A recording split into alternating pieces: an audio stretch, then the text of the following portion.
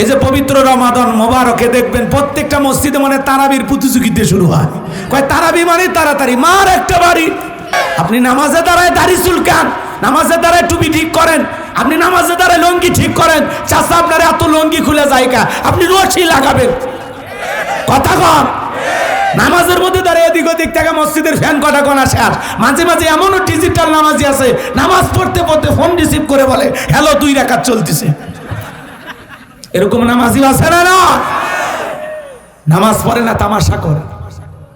জহরের 4 রাকাত সুন্নত, ইমাম আর মুসল্লি একসাথে নিয়ত বেঁধেছে। ইমামের 2 রাকাত হওয়ার আগে মুসল্লি 4 রাকাত শেষ। হুজুর জিজ্ঞাসা করছে সামিয়া আমার 2 রাকাত হয় না আর আপনার 4 রাকাত। বলে হুজুর আপনাদের চর্চা কম। হুজুরের বলে চর্চা কম, মুরব্বীর চর্চা বেশি। এরকম আছে না? না। এই তো সামনে রমজান মাস, এটা রজব না, এরপরে শাবান, এরপরে রমাদান। কথা কন। এই যে পবিত্র রমাদান মোবারকে দেখবেন প্রত্যেকটা মসজিদে মানে তারাবির প্রতিযোগিতা শুরু হয়। কয় তারাবি মানে তাড়াতাড়ি মার একটা বাড়ি। তারাবি মানে তাড়াতাড়ি না ধীরস্থির ভাবে? কথা বলেন না কেন? 20 রাকাত নামাজ 20 মিনিটে শেষ। বিদ্যুতের গতি ফেল। কথা বলেন ভাই। এমন ইমাম আছে তাই নাকি 16 মিনিটেও শেষ করতে পারে। কি কাঁপানে হুজুর গো। কথা কন না কেন?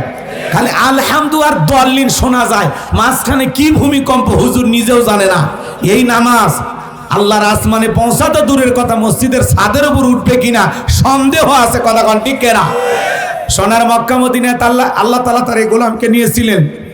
আমি রমজানে উমরায় গিয়েছিলাম, সে সময় যায়া আমি সেখানে তারাবি বললাম। এটা 22 সালের ঘটনা, করোনার পরপরই যে ওমরার অনুমতি দিয়েছে।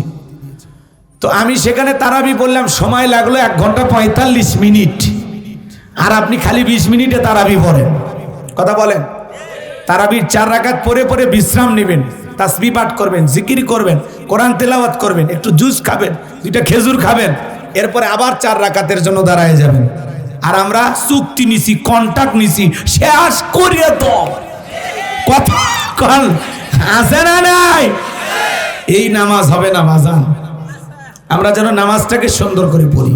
এজন্য আল্লাহ বলেন আল্লাযীনা হুম ফি সালাতিহিম খাশিউন, যারা নিজেদের সালাত বিনয়ের সহিত, নম্রতার সহিত, আল্লাহর ভয় নিয়ে আদায় করে। কার ভয়?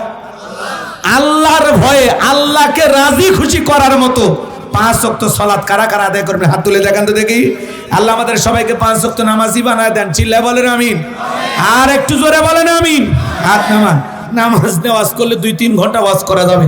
সময় আপনাদের হাতেও নাই, আমার হাতেও নাই। আমার ভাইরা শোনেন, শোনেন। কষ্ট হচ্ছে নাকি আপনাদের?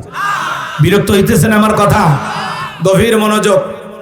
আল্লাহ তাআলা বলতেছেন বিনয়ের সহিত, নম্রতার সহিত নামাজের ভিতরে দাঁড়াইতে হবে। আচ্ছা বলেন তো, একটা রাষ্ট্রপতি, প্রধানমন্ত্রী তার সামনে যদি যান, আপনারা কি করবেন? কি করবেন? দাড়ি চুলকাবেন? লাফালাফি করবেন? কি করবেন? মাশাআল্লাহ।